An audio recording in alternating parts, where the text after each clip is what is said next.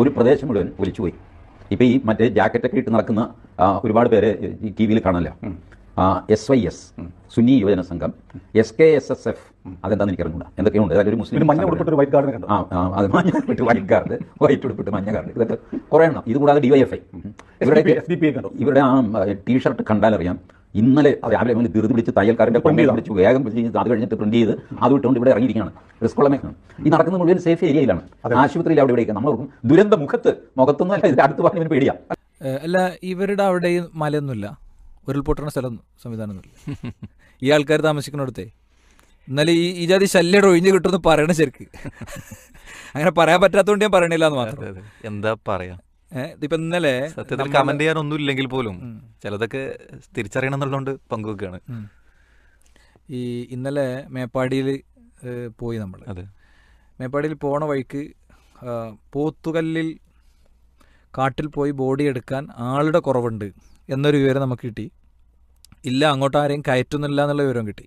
അപ്പോൾ അതിൻ്റെ കറക്റ്റ് സോഴ്സിൽ പോയി ആ വിവരം എടുക്കുക എന്നുള്ള നിൽക്കുന്നല്ല നമ്മൾ ഇന്നലെ മിനിയാന്ന് ഈ രക്ഷാപ്രവർത്തനത്തിന് പോയ ആളുകളെ വ്യക്തികളെ കാണാമെന്ന് വിചാരിച്ച് ചെന്നു. അപ്പോൾ ഞങ്ങളിവിടെ കാളിയാവ് ഉള്ളിലുള്ളൊരു സ്ഥലത്ത് ഒരു മനുഷ്യനെ കണ്ടു, ഒരു സാധാരണക്കാരനായ ഒരു മനുഷ്യൻ. ഇൻഷാ അല്ലാഹ് നാളെ നമുക്ക് അദ്ദേഹത്തെ ഗസ്റ്റായി കൊണ്ടുവരാൻ പറ്റുമെന്ന് എനിക്ക് തോന്നുന്നുണ്ട്. പറ്റും, നോക്കാം, നമുക്ക് ശ്രമിക്കാം. തോന്നി എനിക്ക്. കാരണം ഒരു മീഡിയ കവറേജ് ഒന്നിലേക്കും എത്താത്ത, ഒരു ഫോട്ടോ ഫ്ലാഷിൽ പോലും ഇല്ലാത്തൊരു മനുഷ്യൻ. അപ്പോൾ അദ്ദേഹം അവർ രക്ഷാപ്രവർത്തനത്തിന് പോയ, അല്ലെങ്കിൽ ബോഡി തരാനാണ് പോകണേ, രക്ഷാപ്രവർത്തനത്തിനൊന്നുമല്ല. അപ്പം ചാലിയാർ കടന്നിട്ട് വേണം പോകാൻ. അപ്പോൾ ഞാൻ അദ്ദേഹത്തോട് ചോദിച്ചു എങ്ങനെയാണ്, ഞങ്ങൾ നീന്തി കിടക്കാൻ വേണ്ടി വിചാരിച്ചാണ് ചെന്നപ്പോൾ അവിടെ റോപ്പ് വേ കെട്ടിയിരുന്നു, അതിലൂടെയാണ് പോയി എന്ന് പറഞ്ഞു. സിമ്പിളായിട്ടേ, എത്ര ലളിതമായിട്ട് പറയണമെന്നറിയോ.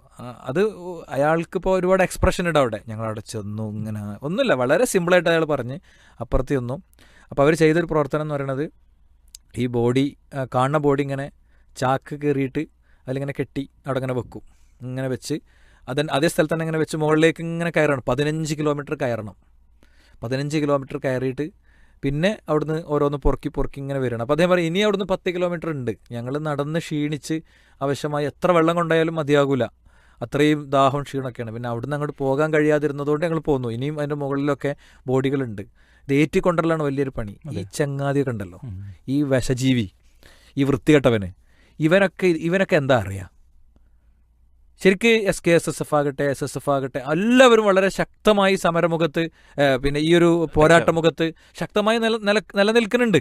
അപ്പം അതിൽ യൂണിഫോം ധരിക്കുന്നത് ഒരു ഐഡൻറ്റിഫിക്കേഷന് വേണ്ടിയിട്ടാണ്. അതെ, നമ്മുടെ സുഹൃത്തുക്കൾ പൊതുവെ യൂണിഫോം ധരിച്ചല്ല പോകാറുള്ളത്. നമ്മൾ ഇപ്പോൾ അങ്ങനത്തെ ഒരു ഐഡൻറ്റിറ്റി ഇഷ്യൂ വരുന്നുണ്ട് ശരിക്ക്. നമുക്ക് ചില സ്ഥലത്ത് നമ്മളെ പ്രവർത്തകർക്ക് ഉള്ളിൽ കയറാൻ പിന്നീട് സ്പെഷ്യൽ പെർമിഷൻ എടുക്കേണ്ട സാഹചര്യമൊക്കെ വന്നിട്ടുണ്ടായിരുന്നു. ഇന്നലെ അതിൻ്റെ അടിസ്ഥാനത്തിൽ നമ്മുടെ ചില സുഹൃത്തുക്കൾ ചില ഐഡൻറ്റിഫിക്കേഷൻ മാർക്കൊക്കെ വെച്ചാണ് കയറിയത്. ഇന്നലെ ഇപ്പോൾ ഞാൻ വൈകുന്നേരം വിളിക്കുമ്പോൾ ഇതെന്ന് ആശുപത്രിയിലാണ്, ഇവനൊക്കെ എന്താ ചെയ്യേണ്ടത്?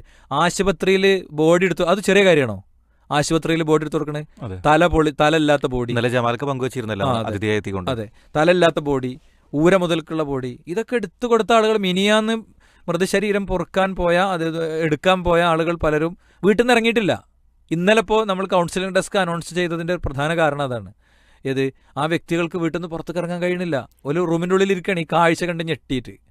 മാത്രമല്ല, ഇന്നലെ ഇപ്പോൾ മിനിയാന്ന് നമ്മുടെ കൂടെ ഗസ്റ്റായിട്ട് വന്ന വയനാട് ജില്ലയിലെ നമ്മുടെ വിശ്വ യൂത്തിൻ്റെ ജില്ലാ ഭാരവാഹി, അവരിന്നലെ ഡ്രില്ലറൊക്കെ എടുത്ത് ഇത് പൊട്ടിക്കാൻ പോയതാണ്. ഈ പൊളിഞ്ഞു വീണ ബിൽഡിങ് പൊട്ടിച്ച് അതിനുള്ള ആളുകളെ രക്ഷപ്പെടുത്താൻ പോയതാണ്. അപ്പോൾ ഒരു ഘട്ടത്തിൽ ഡ്രില്ലർ കൊണ്ട് നടക്കാതിരിക്കുമ്പോൾ JCB വെച്ച് മാന്താണ്. അപ്പോൾ ഞാൻ അദ്ദേഹത്തെ വിളിച്ചപ്പോൾ പറഞ്ഞു, എനിക്കിവിടെ കിട്ടിയ ഡ്യൂട്ടി ഈ ബോഡി മാന്തുമ്പോൾ, പൊളിഞ്ഞു വീണ ഭാഗം JCB വെച്ച് മാന്തുമ്പോൾ അതിൻ്റെ ഉള്ളിൽ ബോഡി കാണുന്നുണ്ടോയെന്ന് നോക്കലാണ് എൻ്റെ ഡ്യൂട്ടി.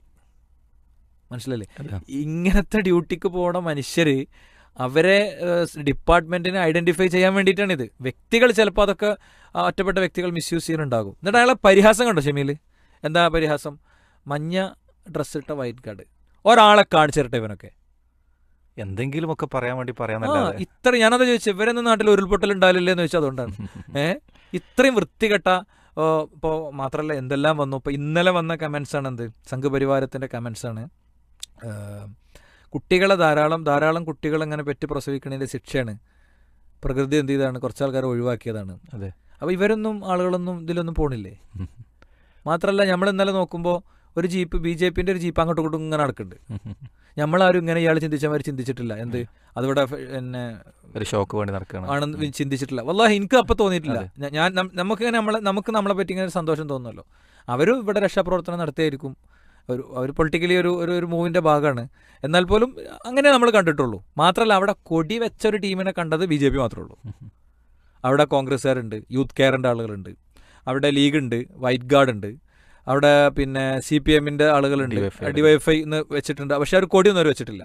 കൊടിയൊക്കെ വെച്ചിട്ട് ഇങ്ങനെ അനൗൺസ്മെന്റ് വാഹനം പോണ പോലെ അതിൽ അങ്ങോട്ടും ഇങ്ങോട്ടും ഇങ്ങനെ നടക്കണ കണ്ടത് ഇവരെ മാത്രമാണ്. അപ്പോൾ അതുകൊണ്ട് ഈ പറയുന്ന വിഷജീവിയോടും അയാളുടെ കൂടെ ഇരുന്ന് ചിരിക്കണ മറ്റവനോട് നമുക്ക് പറയാനുള്ളത്, ഒന്ന് സോഷ്യൽ മീഡിയ ഒക്കെ സ്ക്രോൾ ചെയ്ത് നോക്കിയാൽ ഒഴുകണ വെള്ളത്തേക്ക് ചാടി ഇറങ്ങണ മനുഷ്യരൊക്കെ കാണാം. ഓരോരുത്തരും അവർക്ക് കഴിയാണ് ചങ്ങാതി ചെയ്യുക. ഓരോരുത്തർക്കും ഇപ്പോൾ ഒരു 18 വർഷമായിട്ട് വാട്ടർ ബെഡിൽ കിടക്കുന്ന ഒരാളുണ്ടെങ്കിൽ അയാൾക്ക് പോലും കുറച്ച് പണിയുണ്ട്. അത് പ്രാർത്ഥനയാണ്. അമ്മിഞ്ഞപ്പാല് ആയിട്ട് കുറെ ആളുകൾ മുന്നോട്ട് വരികയാണ് അല്ലേ? ഹിന്ദു മുസ്ലിം വ്യത്യാസമല്ലാതെ പാല് കൊടുക്കാൻ ഇപ്പൊ അങ്ങോട്ട് പോവുകയാണ്. അതൊരു ട്രെൻഡ് ക്രിയേറ്റ് ചെയ്യപ്പെട്ടു. യെസ്, അതൊക്കെ വളരെ വലിയ ദൗത്യങ്ങളാണ് അവിടെ നിർവഹിക്കപ്പെട്ടുകൊണ്ടിരിക്കുന്നത്. അതിനൊക്കെ പരിഹസിക്കുന്ന പ്രവണത വളരെ മോശമാണ് എന്നത് ആവർത്തിക്കുകയാണ്.